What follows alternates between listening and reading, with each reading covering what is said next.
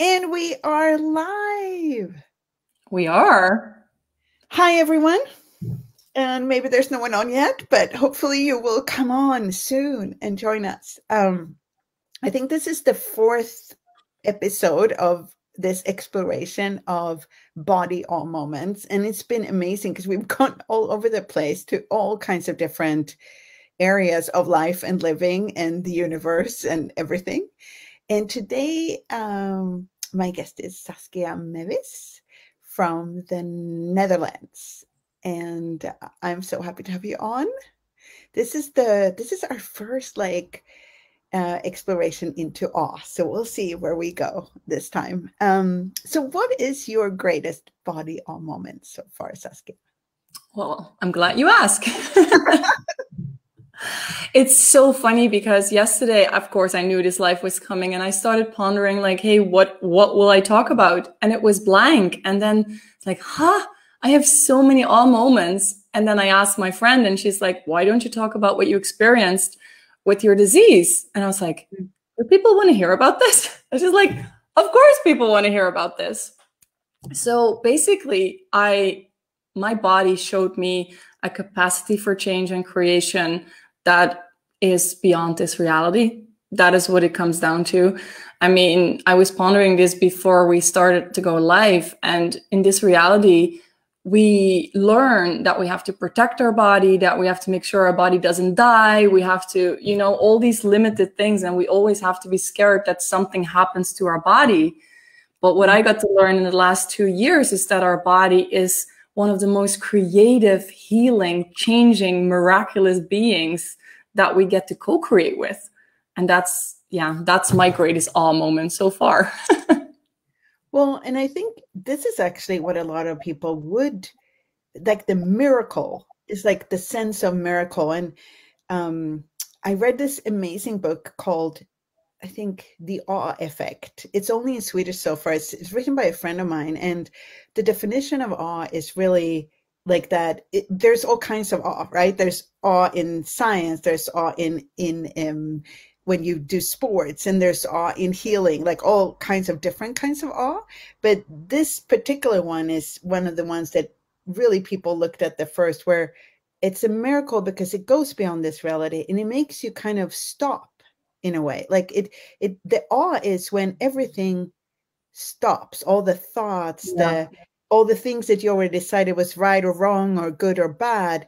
When that kind of stops, all that like figuring things out and see where you're at in things, that's the moment of awe. You can't explain it, and it's bigger than you, and you can't define it. So do you want to talk a little bit about what that was for you? Because I also remember being in classes with you where you asked a lot about it when it was going on, and you kept asking, and you kept really looking at, okay, what else is possible here? What else is possible here? So yeah, please talk a little bit about what that was like for you. Yeah, well, for everybody who's watching who doesn't know me, I got diagnosed with thyroid cancer. It was almost 2 years ago now. And I remember that moment. It was such a weird situation going on because it always happens to other people, if you know what I mean, something like that, like a diagnosis like that. Right. And I had a little lump in my neck for like years. And it was always like, I was running processes on it. I was like, body, do you need to go to the doctor? But it was not really go. And then at one point, I remember I was walking out of my yoga studio and my body said, doctor. And I was like, okay.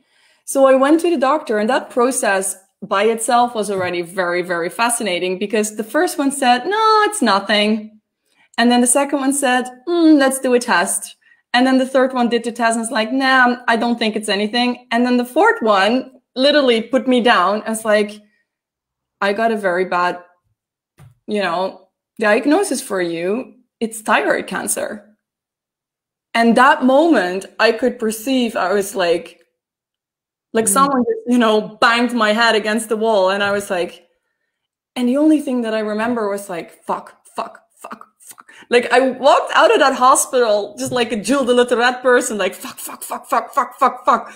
And my friend Vanessa was with me and she was walking behind me and I was crying and crying. And within a nanosecond, I downloaded all the drama, all Yeah. the suffering, all the intensity of everybody who had cancer, dealt with cancer, is dealing with cancer. So I stuck myself on a post. I couldn't move. I couldn't facilitate myself out of anything anymore. Yeah. And well, that was pretty intense. I can tell you, like, even tapping into that again, my body's like, we don't have to revisit that. No, we don't have to revisit that. It's okay. It's kind of like you lost your own reality in that moment and everyone else's took over. Yeah. Yes, absolutely. And it took a few days of really intense suffering, to be quite honest with you, where I was like, I didn't know what way was up, because, you know, you have this doctor that's telling you, okay, if you will not take the operation, you will for sure die.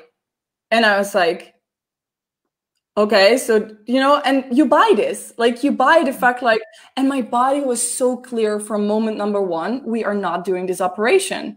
I just couldn't. And then the manipulations of the doctors and this reality medical attention started to come in. Like, they started to call my parents that they were worried about me and all. And it was like this whole interesting cocktail of insanities. And then I started asking, okay, what is my reality with this? And I remember my awe moment, literally, I was standing under the shower. For everybody who's visual, you're welcome. And I was like, okay, body, if you could choose whatever you wanted to choose, whether it was kick me out, whether it was die, whether it was taking the operation, whether it was what else is possible, I let go of control. And that was my moment where I can actually tear up with that. That was the moment that everything changed. And it came with a space of trust, and it came with a sense of, I don't have to be scared to lose my body. My body has a choice, and we can change it together or not. And from there on, everything, you know, and until today, it's still changing. Like, it's not an end of story. It's still changing, and it's still, to be honest, expanding my life every day. Well, I think it's so interesting because it actually made you had to start to look at what's your reality. You didn't, either you went for, you know, with the doctor and all of that was so heavy and that your body didn't want to, and you just like run over it and go for it, or you had to step into being the miraculous you, like that. So I love that your awe moment was the moment when you actually stepped into you. That's your awe moment. Like when you had that space and the capacity to step into that, not the moment when you got well, like, you know, per definition. And like, that's the end point. That's not, but the awe moment is, I actually have choice here. That like, and that so fits that where, hey, there's something way bigger here. I can break out of this cohesive, structured reality and choose beyond. That's amazing.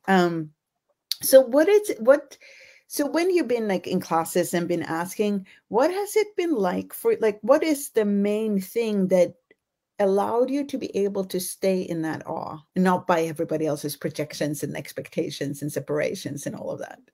Well, that's a great question. Like, I actually remember that SOP where you were too, where I asked Dane about it, and he gave me a humongous wedgie about the rightness and the need to be right.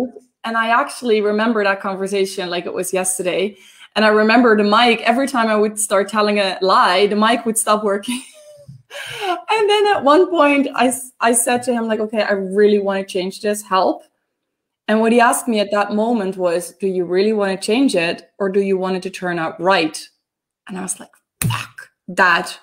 And that moment was so life-changing for me to start looking at what we have decided that is actually right. About our bodies, about our life, about what we choose, what we are not choosing, what we create, what we're not create. And this is still evolving every day. Like that part of, you know, it's not right or wrong what we choose. It's just choice, even if it's cancer or even if it's dying. And also it's near like the whole idea of awe, or the whole concept or possibility of awe, really, of miracles, is you can't be right.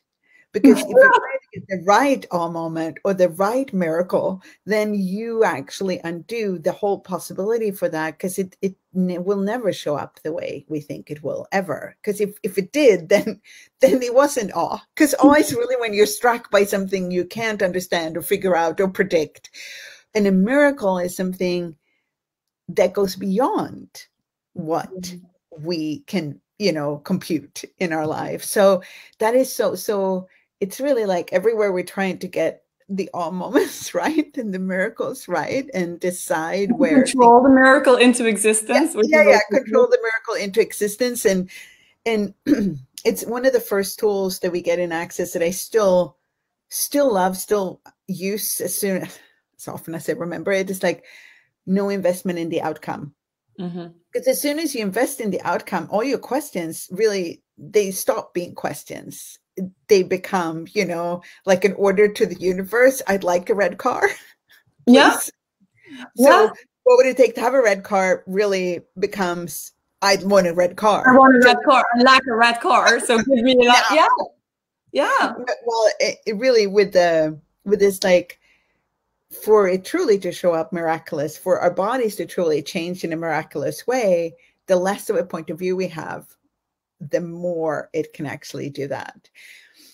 So one of the things that we've been talking a lot about lately is allowance and the difference between allowance and acceptance. And when you get it, like a diagnosis, like you did, like a diagnosis. So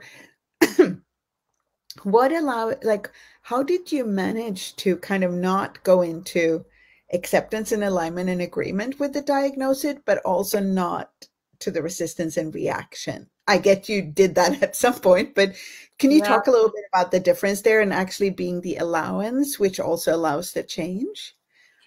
To be really honest, that took quite a while, to go, because for I think over a year, it needs to go away. It was still, okay, it's there. I'm in acceptance. I thought it was allowance, but it was still this sense of acceptance, and it's only right when the lump is gone. That was there for a very long time. And then I really started looking at, okay, what if allowance means that it doesn't have to go away? I mean, that's what I started to talk about in this life, where we think we have to protect our body against dying. So if there is a cancer cell or a cancer tumor or whatever, we need to cut it out, because then the body will survive. But what if that lump can be there with no effect whatsoever on my body? And that started to open up the real allowance, where I feel great. Like if you take my blood, if you take a health test on everything, and I've done that, I have an above average vitality, health, like my everything, my organs, so it's really just that little piece that's sitting there, and the allowance with that. And that has actually given me, again, another whole new space. Like, okay, if you don't want to leave, you don't have to leave, but we co-create, And it's interesting because it's what kept coming out in my head is the amount of trust that you now have for your body, or with your body, really. Could you? That was a demand. That was a demand. Like that same conversation with Dane, I said to him, I know the universe has my back. And he's like, no, you don't. And I was like, yeah, I do. And then the mic stopped working again. And he's like, no, you don't. And he said, you tumbled into the possibility of it. And then after that conversation, I was like, whatever it takes, I'm committing to knowing, being, perceiving, and receiving that the universe has my back, and that I am that universe as well. And that started shifting and changing everything. And I do have an immense amount of trust in my body now. Yeah.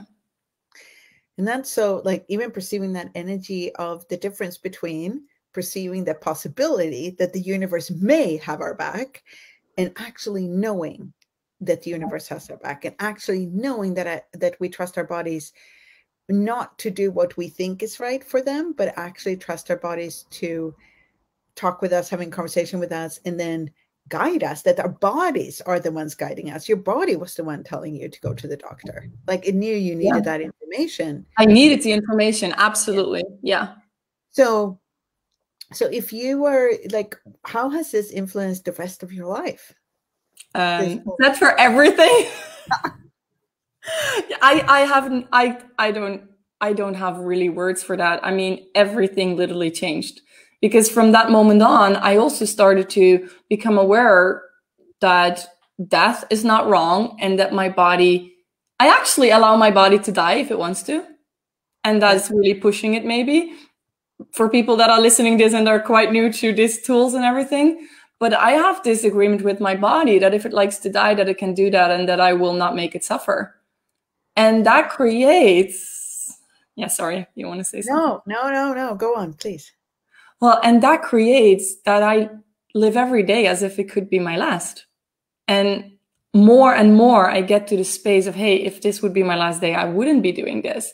And I'm not there. Like, I'm not holy and anointed. Like, we had a conversation a few days ago where you facilitated me on something, changed my whole life again. I was like, oh my God, yes, if this was my last day, would I be doing this way? No. Right. So I'm extremely grateful for that as well. But that's what the universe starts providing. Like, the moment that you make that commitment to yourself, like, hey, I like to live my life as if it is my last, you also will get facilitated by the people around you, by the universe, by the circumstances to start seeing where all these point of views are that are not the ease, joy, and glory ones that you would like to have on your last day, you know? You know, why I took a breath and sounded like I was going to say something. So what I realized was I often talk about that our bodies are our greatest guide to consciousness, because for me, they really are. Like, I have so many points of views and stuff going on in my head that my body doesn't. And when I am willing to listen to my body and allow it to guide me to consciousness, it's like a shortcut, basically. So in some ways, your body, you allowed your body, and maybe even invited your body to take you on like this, to guide you towards a whole different way of living. And I love that. Like, your whole life, this such a gift then. Whatever this was, like, however this got created, if we look at what's right about this that we're not getting, that amazing question, like, what's right about this that we're not getting, and not from trying to find like a positive tilt on it. It's really, it opens up this bigger perspective where we're actually looking at what's right about that we're not getting, that we may not even be getting until 5 years in the future. And then it never shows up the way we would like it to. So if we do ask, like you've been asking probably, you know, in your life continuously, like, what else is possible since we started Access, but it doesn't show up the way we think it will. It really shows up in all these other unexpected, mysterious ways. And I love that, like how you've chosen to take something that many people would see as something bad and wrong and horrible. And you know, still do, by the way, still do. Like, yeah, the fuck still comes up sometimes. Yeah. No, not for me anymore, because I fortunately now, after enough time, let's say, I'm not making it mine anymore. But people are still like, you know, they're still in that, fuck, she has cancer. And now I can perceive it. And I'm like, okay, you know, that's your point of view. And I thank you, but no thank you. And I'm so happy that you mentioned that question, what's right about this that I'm not getting, because that is one of the golden ones that got me through the most intensity. Yeah. And do you have any other, like, before we end, do you have another question, some questions that you've been using through this time that people could use? Because this could be anything that you get diagnosed with in your body or your life. Yeah. So one of the questions, you know, I could tattoo that on my arm if I wanted, is like, what else is possible? It's the most basic one, and you get it in your bars manual. Like, you get, even if you just open a random movie on Facebook on Access Tools, you get the what else is possible question. And I get that the power of that question is highly underestimated. Yeah. Like, if only you would walk away with the what else is possible and what is right about this that I'm not getting, your whole life will alter. And what would it be like if I was willing to know that the universe has my back? Like, really, not just the possibility that the universe may have my back. And that's one that I will take with me too. Like, what would it be like if I truly knew that within the core of me, if I was willing to have that? Because I have it to a certain extent, but when you said that and described that difference in the class, I've never looked at it like that. So what would that be like? And can I have that now, please? So Yeah, and it's the most beautiful thing because what it does, it puts everything in perspective and it makes this limitation reality actually so small and insignificant and because it it, is. yeah, it And is. that's like the part of that is actually that you're so correct. Like that part, it is so small, and we make so many things relevant that are not. And by actually looking at it in this, like it's kind of like you're taking this perspective and doing this, and suddenly so very little is relevant. And what's really relevant is where we're actually being this space of possibilities that we can't predict or figure out yet. Yeah. And our So bodies have such a contribution to that. yeah. Yeah. Oh my God. Can I just say, I can't wait to spend Yeah. these 3 days with Body Oz together. Oh my Yeah. God. So we have, because Saskia and I have a 3-day body class coming up in Utrecht, Netherlands, which is half an hour from Amsterdam, which I didn't know because I was being very ignorant. So if you want to come and join us, we're having that the first weekend in September. And yeah, we're going to explore way more body awe, body magic, and miracles and everything in between. I am so looking forward to that too. Me too, And because I'm like, we can talk forever about this yeah, topic. So yeah, let's continue the 3rd of September. yes, yes. And if you're listening to this and you're curious, come and bring your questions because that is really what's going to create that conversation. So thank you so much, Saskia. This was Thank wonderful. you. I'm so grateful. And I'm so looking forward to seeing you in person and hugging you in Utrecht. Yes. Bye. Bye, Bye-bye, everyone. everybody.